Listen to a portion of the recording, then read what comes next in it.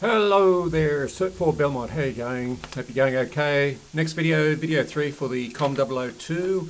So we're going to just touch on a few of the, I guess, more tricky points that arose from the written knowledge assessment, some of the true, false or multiple choice answers, and a few things where I felt that I was struggling a little just to interpret some of the questions, some of the language, for whatever reason. Perhaps, the people that wrote the assessment were coming from a slightly different perspective from me. So I did a little bit more extra research, and particularly that question 6, the non-verbal communication clues include two answers. And we had facial expressions were pretty straightforward.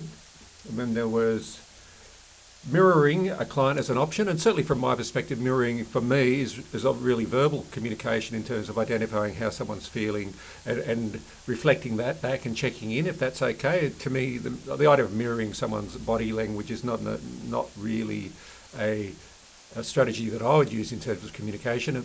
I'd be using that open posture and a relaxed posture as much as I could, but not mirroring someone's positions of their body or even their emotions, but I'm certainly acknowledging their emotions and mirroring that in that sense in a verbal way. Using feedback with a client, so we assumed, assessed that using feedback was a verbal thing, giving verbal feedback. So it left us to that hairstyle and colour, and we were sort of bogged down on that. So I've done a little bit more extra research, and maybe even a cultural thing for me. Maybe I haven't thought deeply and strongly enough about non-verbal communication. Or again, maybe the person is coming from almost a different perspective or different training or even cultural background perhaps than myself in the development of these questions. But yeah, certainly a couple of these questions have stretched my thinking. And a lot of it's straightforward. I've got a good reading that I'll put up on iTAFE. It's a good manual, if you like, a snapshot of the unit developed by TAFE. There's a good section from page 7 on body language and just the posture and that sort of stuff that I try to present, even in our little role play in class, where we thanks to Annalise, and we role played that conversation with Lena and trying to, have that, think about how we sat, how we positioned our chairs, open body position, being relaxed and open, I guess, in a real summary. They also go on that idea of facial expressions. So we did talk about that quite a bit in class, which is good, whether we're frowning or rolling our eyes, etc. But it really tells a lot. The eye contact is part of that non-verbal communication. But I mean, eye avoidance could be a cultural issue or cultural background that influences that. So it's not always the be all and end all. But I guess in my world, I've always been taught eye contact is good, but without staring someone down. If we're uncomfortable, we might look away, and I guess that's that non-verbal communication there. Gestures like shrugging and nodding. So there's a little section on page 42 of the manual that I cited that I said I'd put up in iTAFE as a guide to this an overall guide or a snapshot of this unit. It talks about representing the organisation professionally. I guess, yeah, that could be at a team meeting, which I'll have a little video about, an example of the team meeting role play shortly. But your presentation. So good presentation includes appropriate clothes, should be neat and ironed, intact with no rips, tears or buttons missing, smart and professional, usually in black, blue or grey. So look, they're even prescribing the colours there, which I probably, I don't know if that sits comfortably with me. Depends on the context, I suppose. Good hygiene, obviously, I suppose. Don't smell. Looking well rested. Well, that's nice and ideal for sure, but we've all got other stresses and things as well that perhaps I don't always certainly look well rested, I guess. Neat hairstyle is down there as about that professional presentation. So I guess for me, and this is where maybe that cultural background and context you need to think about this professional presentation. I guess for me, having a background in youth work, I also wanted to be seen as approachable. I didn't want to be seen too far above the client. And if I'm working with homeless people on the street, I want to present professionally, and I don't want to be unhygienic, etc. But do I want to be turning up in a black suit if I'm working with the homeless people in the park on a Saturday evening, as an example, or people, from all sorts of diverse backgrounds or disadvantaged backgrounds? So I do want to bring a connection.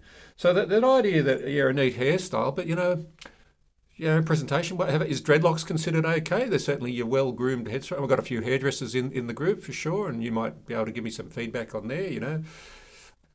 So in my research, I found a fairly good website, I thought. It's called the verywellmind.com. Some really good info in there, broadly speaking. So I'm going to play their little video on body language.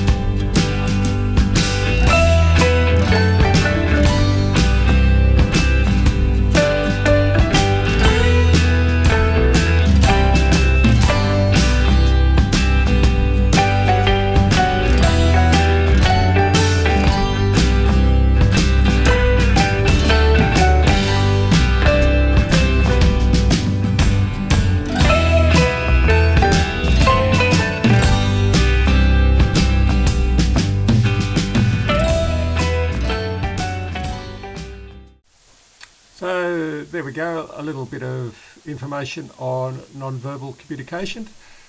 Hopefully I'm not taking my point too far, but for me it's important around that ability to connect with people in community services, and we're working in a whole range of different fields and spheres. So I went back into the archives and just have a little look at this. This is me working in the, more than 20 years ago, and in a youth work context, working with young people that were homeless. But we're also working in a rural environment on a farm, and little snapshot there.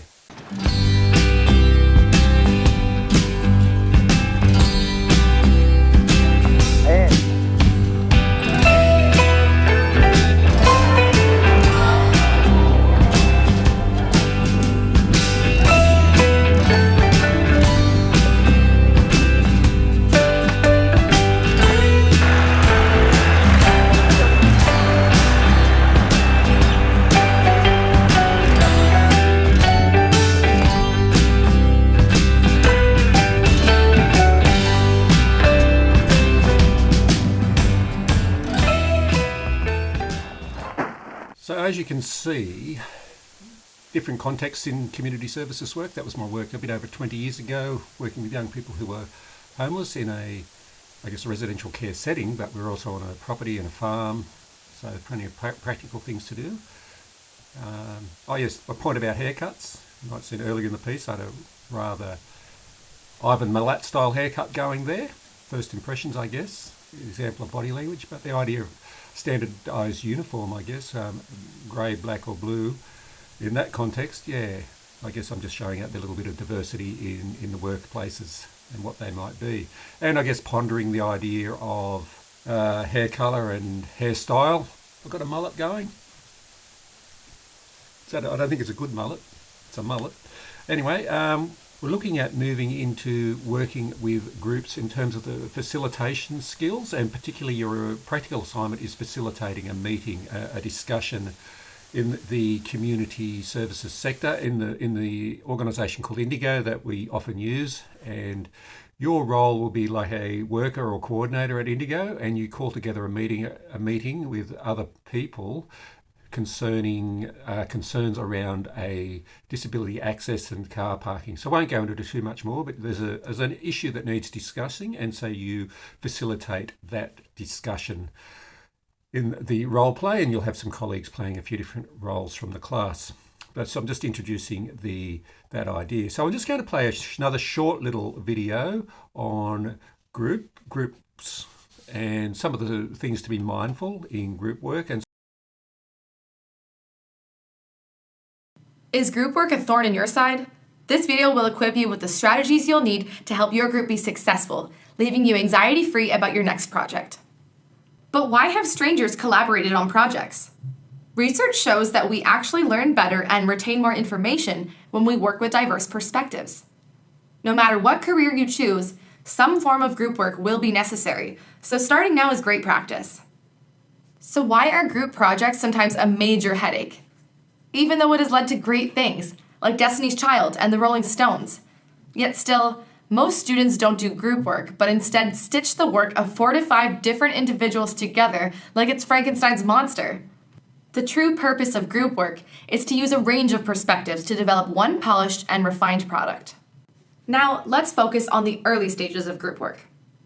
One of the biggest struggles students have with group work is managing the logistics of the project. Who's taking notes during the meeting? Who organizes meetings? Who will check in to see if tasks are completed? Before delving into the answers, have everyone share some bad habits that they want to improve on. For example, a tendency to be late or dominate a conversation. Basing these responsibilities on your answers will save you a lot of frustration down the road. We divided these responsibilities into roles like a note taker and a mediator. You can learn more by clicking the link in the description. Decide what works best for you and your group, and allow room for flexibility in your roles. Up next is project planning. Before you end, make sure your group is on the same page when it comes to your purpose, goals, and approach for the project. Be specific with your tasks. Instead of shoot a video, break down the process into each of its steps. This will prevent potential conflicts, and the group can always refer back to this page if you've hit a roadblock. Make a chart with each task, the individual assigned to the task, its completion date, and necessary resources. Prioritize them based on time and importance, but be realistic and flexible with your deadlines. When assigning tasks and roles, assign them according to strengths, but keep in mind that group work is a good opportunity to learn new skills. Aim for an equal number of hours when distributing tasks, and remember that some tasks may require more than one person. Also, make sure to schedule several check-ins so you can ensure that everyone stays on track and are better equipped to deal with setbacks. Another important part of group work is online collaboration. Online tools can promote efficiency and organization. However, many students go wrong by using it as a replacement for in-person group interactions. Think of a spectrum with complete democracy on one end and complete individualization on the other. There are certain parts of a group project that work better when the whole group is involved, and others where it might not be necessary. For example, big group decisions like ideating and check-ins should be done in person. Maybe a subgroup where a few students work together on a big task and present back to the whole team is more appropriate. Items like deciding a font are probably better for online work. Decide what's appropriate for each task, but strive for in-person or video conferences as much as possible. Even though scheduling is a hassle, sometimes things that take 20 emails to figure out can easily occur in a 10-minute conversation. Here are some online tools we suggest for your own group work. However, it's easy to forget that not everyone has Facebook or can use these platforms. Exchange phone numbers and emails the old-fashioned way, especially in cases of emergency. If there's a gap in your group's communication, it's also handy to know how to manage conflict. Conflict of some magnitude is pretty much inevitable when you work with others. The way you handle it determines whether the different perspectives, personalities, and interests work to the team's advantage or its demise. Some examples of conflict you might face include a conflict of ideas, a lack of accountability, or missing deadlines. To stay on the right track, here are some tips on how to manage conflicts that may arise. Stay calm, be patient and respectful, and have each person speak one at a time. To avoid personal attacks, address the action, not the person. Instead of you always or you should, try I feel or I've noticed. If the issue gets personal, enlist the help of an objective party, like a TA or your prof. All relationships require compromise, so choose solutions that are in the group's best interests. Also, be sure to check out the links for specific strategies to help you with group process, managing conflict, and communicating effectively.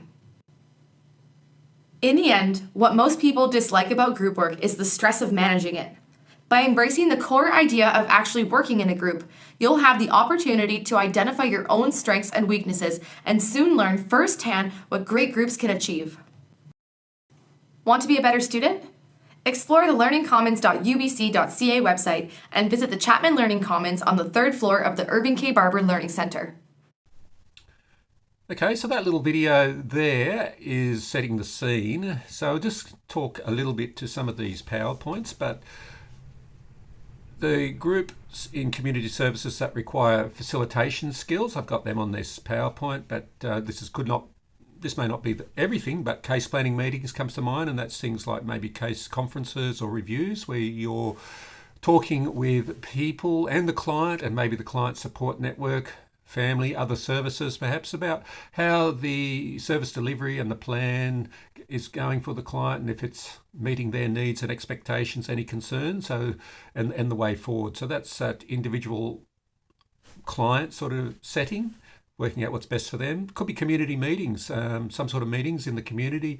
Maybe you're in a neighbourhood centre and there wants to be a community garden or a men's shed, and you start with a planning meeting in that context. You've got to maybe draw together different people, different perspectives, different viewpoints, and have a plan and a discussion and be respectful and sort of get to an outcome and some sort of plan of action from maybe some sort of meeting like that. Support groups, we spoke about support groups in our very first session about what community services in, and that's particularly in that alcohol and other drugs or mental health space, but other spaces as well. I guess in the youth space, as support groups around LGBTQIA plus group and young people in that demographic or in that group trying to come to terms with their identity and coming out and acceptance. So often a support group in that context is a really good thing.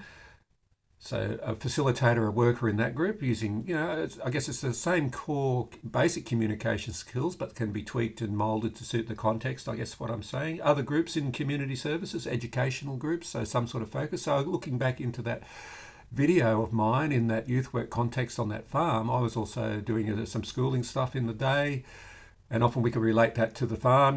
So if we've got to pull that shed down, if the shed, what are the dimensions, how much is it, the area, what about we could estimate the weight, how are we going to move it, how are we going to stack it up, some practical things like that. But that was still an educational context, and I'm sure something I saw recently in the Mullumbimba Aboriginal Family Support Service. They've got some education around intergenerational trauma and some workshops around that. So there's all sorts of educational focus groups out there, and again, different sorts of skills and similars and different skills perhaps.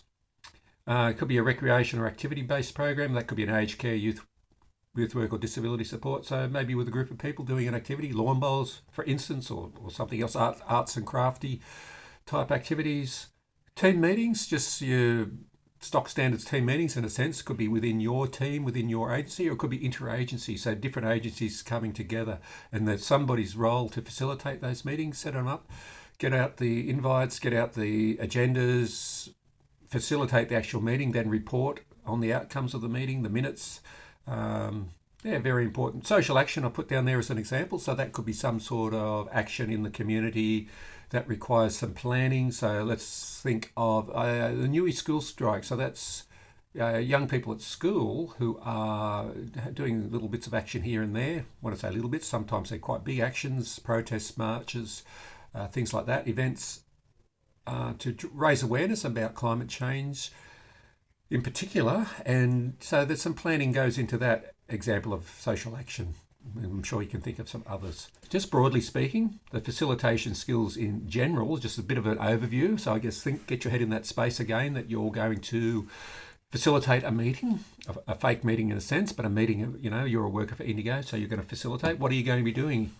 Your communication skills, so active listening, you're going to engage and build rapport with the people that are participating. So some of them in the meeting you may have a rapport with and know well, some may not, maybe the first time. So how do you start the meeting? Is it good introductions, yourself, everyone else gets a chance to introduce themselves, some little rapport building in that sense. Basic communication that we spoke about before, all those active listening skills, but including the summarising and perhaps being assertive and using conflict resolution skills could be important in some meetings, and we'll get into a little bit more about that. Assertiveness is in particular using an I statement. The planning, though, and administration skills, the writing skills, meeting invites. This is done generally on email or computer, and maybe getting Word documents as attachments. There could be other sort of technology that could support that, though, but also the written skills could be agendas before, so people know what's going to be spoken about, the note-taking. Delegation, so allocating tasks might be part of the meeting process in the planning. Who's going to bring the snacks, who's going to make sure the room's booked, could be part of the process, as well as the tasks that come out of the meeting. There'll be delegation of tasks as well there. The use of technology I mentioned, different forms and business styles and writing style, and how do you store the information, where do you appropriately store it and disseminate the information. Networking, so it could be with other staff, so within your service or external to your service and other services, the client and the supports, other networks, other services. And also you'd need a bit of a knowledge about some of the policies and procedures, and they could be, broadly speaking, have a legal framework, things like discrimination and inclusion, diversity, so if you're facilitating and it's a diverse group of different backgrounds, and so what do we do to make sure that works in terms of, if it's a language differences, cultural differences, choice of words, choice of language. Duty of care, making sure everyone's safe, need to think about that. Making sure any cords are taped down in a simple sense, I would imagine. Person-centered, yeah, so it is about the people. In terms of the group processes, though, the idea in group theory that groups go through different stages, from the forming, the storming, norming, performing, and then saying goodbye. So I'll talk a little bit more about that later, but that stages of group development, and that's something to keep in mind, I suppose, but some groups maybe come together for a special meeting and then that may be disband. Other groups might be ongoing. That question, back in the theory side of the question, the group dynamics, one part of dynamics that's worth thinking about is there's group task focus and group maintenance focus. So broadly speaking, task is about the tasks that need to get done in a group. So we're going to run an event and we've got to do X, Y, and Z. And some people are very task focused and they get this done, and they're going to, all right, we've got to meet people, we've got to build something, we've got to do something. It's all about getting the task done, and that's really important. There's also a maintenance focus, and the maintenance focus is about the relationships. Other people may have more of a focus on maintaining the dynamics in terms of the interactions, keeping them positive, doing little things like having a cake together at the start of a meeting, or making sure everyone's comfortable and checking in and have their radar up on that sense, and be focused on maybe the little milestones and celebrating them, acknowledging those. So it's just, I suppose it's about being aware that task and maintenance tasks, jobs or focuses in your interactions, particularly as a worker and a facilitator, and just making sure you're not spending too much time on one at the expense of the other. They both have a role and both important. So just in terms of facilitating meetings, I won't go through this word for word, but you've got to have an agenda. So one of your tasks when you're going to run this meeting, you develop the agenda when you get the information. So, and we'll do this in class, but or online, we'll develop, or what's the agenda points that need discussing in this meeting? And we might need to get input from different sources to develop that agenda. The other thing is also notifying people that the meeting's on. So you'll also be doing that. So you'll send out an email notifying that the meeting's on. We'll send it to me and anyone else we think's important when we get to that. But sending out that notification of the meeting, and often you'll have the agenda attached to that first notification, or at some point it's good to get the agenda. If it's not with the first notification, the agenda still might need a little bit of refining, but as soon as you get the agenda, get it out so people have got a chance to look at it before the meeting. Or inviting everyone that's relevant is there. There'll be a template perhaps in some organisations for meetings and agendas, and even recording minutes. Just that process. First point on the agenda is a welcome, and then there's the who's in attendance, getting that recorded, and who is absent, any apologies. And at last point on the agenda when you have the meeting is when's the next meeting going to be and where at, if you know that detail. So if you can get that invite out, often you've asked for an RSVP, which is meaning can people reply and tell me if they're going to attend. French for reply if you please, apparently, RSVP, so it's good manners. And often electronically these days you can send out an invite on a calendar in your email, particularly I know with Microsoft Outlook you can. And then there's a RSVP button you can either accept or decline and put some comments in. The organisation might have protocols for where and when meetings can be held. Accessibility, think about that when you're communicating the details, like where it's going to be, how do you park, where do you park, disability spaces or parking or access. Yeah, sometimes there are people that need to be informed of meetings and that you know they won't be able to attend, but you still keep them in the loop like a boss. When you're facilitating the meeting, as well as all those skills, and it's called the chair or the leader there, but your job is to make sure the discussion stays on the topics, so the topics that are in the agenda, following them point by point in an orderly way. And I guess it's that balance between not being too stifling and too restrictive of open discussion, but also being mindful of not going way off track and down too many, a rabbit hole that becomes too bogged down or irrelevant even. And so you've got to stick to the time as well. And so the facilitator has those skills of keeping everyone engaged and on track in a sense. So there's a little thing there about problems and techniques when you're facilitating. So I've just mentioned going off the topic. Could be a problem. Techniques there about how to bring people back. People arguing. So yeah, again, the idea of being able to rein that in, if you like. So using language there, it's got an example. There's some strong opinions. Can we think of a compromise? Lack of contribution. So making sure that you ask people for some ideas. It says there, let's summarise what we have so far and take a vote on what needs to be done, or a discussion. So sometimes voting, I'm not necessarily a fan if people see who's voting. It could be people may feel pressurised. So I prefer to have a discussion and see if we can come to some consensus rather than a vote, although voting probably has a place as well. Having said that, going into too much detail, so getting really bogged down, so maybe your job as the chair or the facilitator to look at whether some stuff needs to be put over into the next meeting. As the chair, you can contribute, but you don't want to force people into decisions. So it's okay for you to say, okay, I can see that there's different opinions and I'm happy to be flexible and go with what I'm hearing there. So you don't, as the chair, doesn't give you the right to just dictate. Devil's advocate, some people like to play the devil's advocate, which is pose those challenging questions, and that can help the discussion. It's not about shooting down ideas, I guess, as a facilitator. It's about open discussion. There's some little tips there. Opportunities to fully explore topics. So that's that encouraging questions. Like does anyone have any questions about it? So a few examples there. Creating an atmosphere where people feel comfortable can contribute. How you feel people valued. So ensure everyone feels listened to. Those are your active listening skills. Asking for people's opinions. I'm interested in what David thinks about this. Acknowledge contributions, thanks for that, etc. Inclusive language that everyone understands rather than jargon. Now, that's a good point. We want to motivate in the end. We don't want to coerce. Sometimes people don't necessarily feel like saying a lot, and that's okay, but you could say, and there's an example there, I know that you've had a good idea about this topic. Do you mind sharing it? Yeah, just in case of diversity, translators might need to be accessible and present. Putting subtitles on presentations is a good one.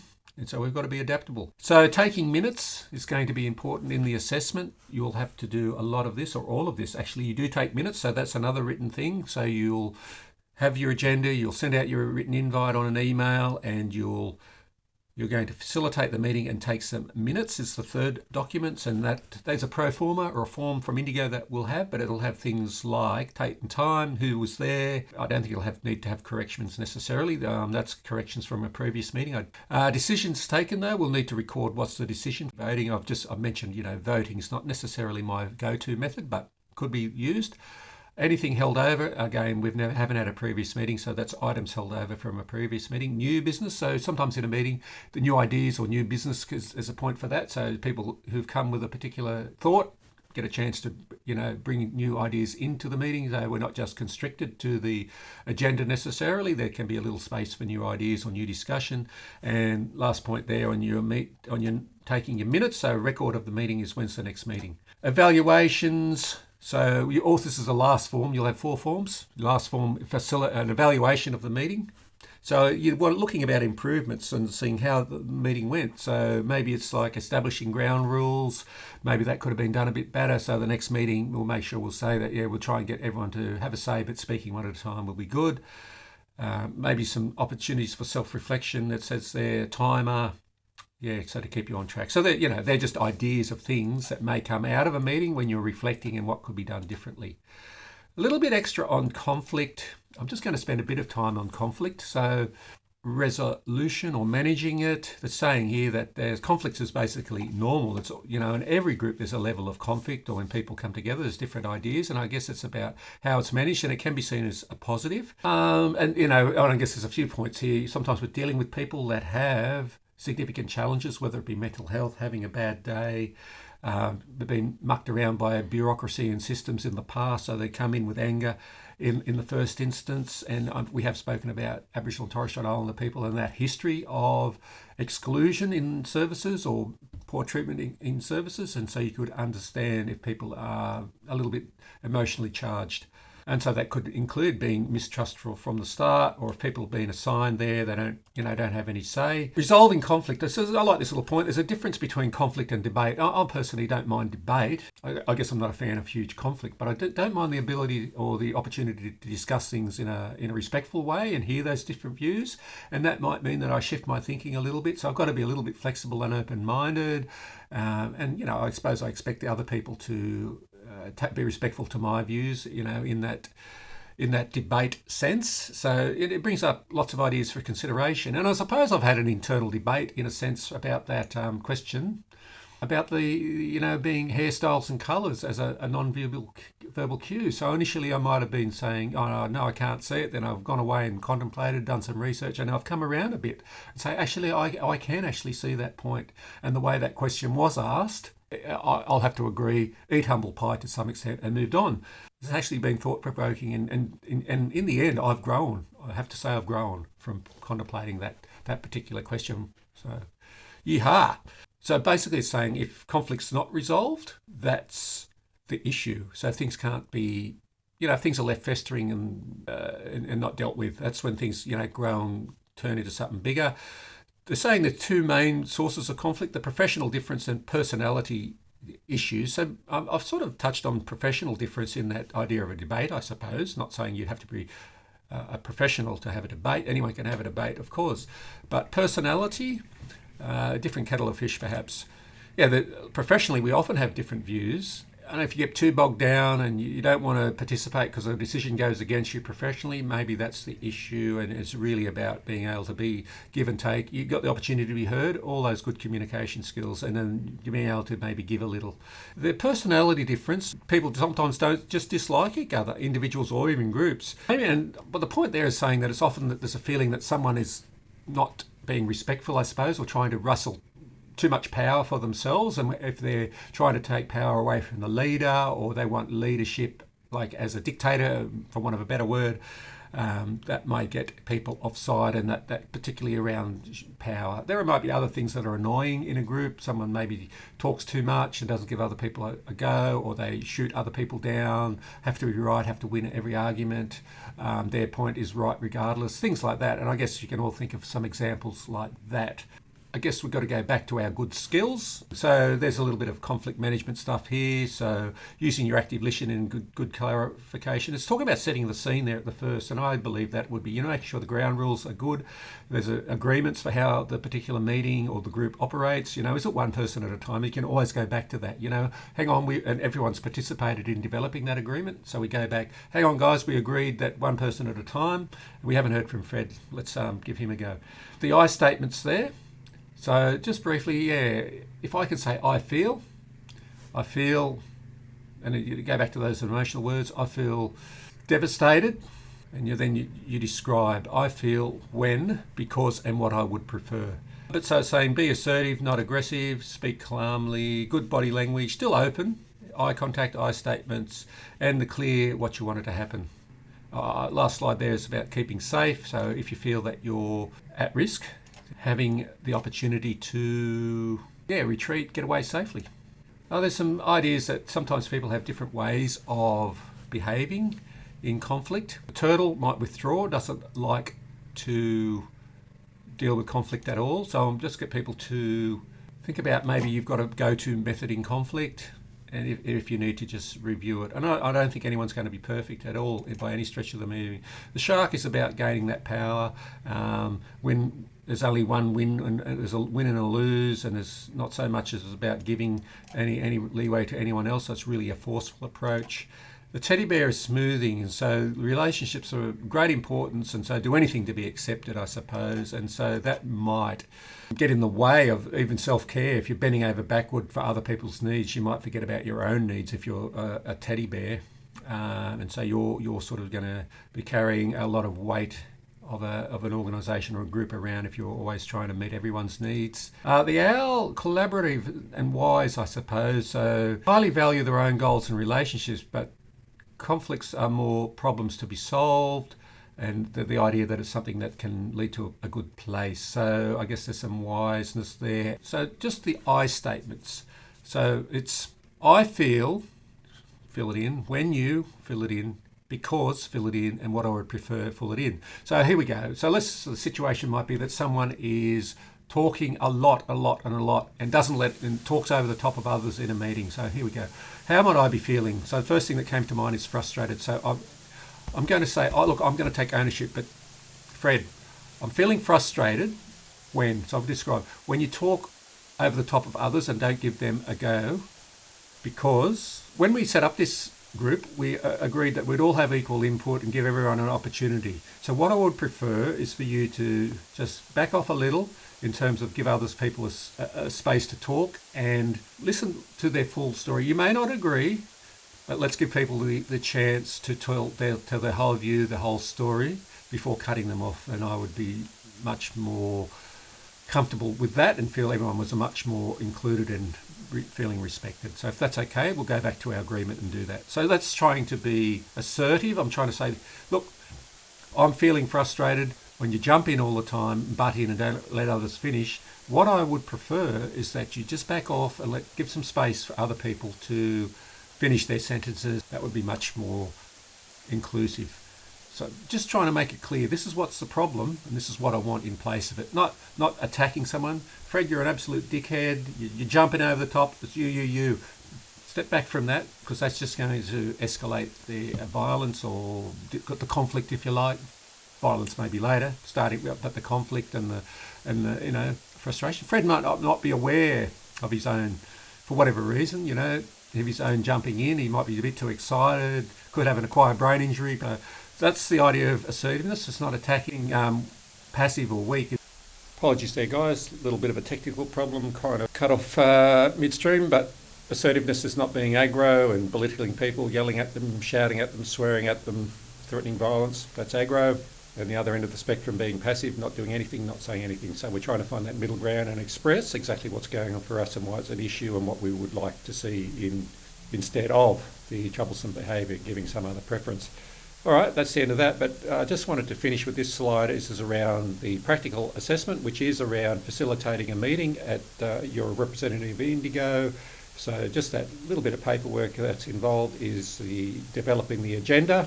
Once you get the scenario and the situation, what are the points that need to be discussed in that meeting? Sending out an email in writing to invite the participants to the meeting, that will be important. Keeping a record in the actual meeting or post-meeting, so writing up what was discussed and what are the outcomes, so that's taking that meeting notes based on your agenda. And the final document which will be provided is an evaluation of the meeting, so giving it a bit of reflective thought, what went okay, anything that could be different. And I'll provide pro formas for all of these 4 documents. Okay, toodle pips.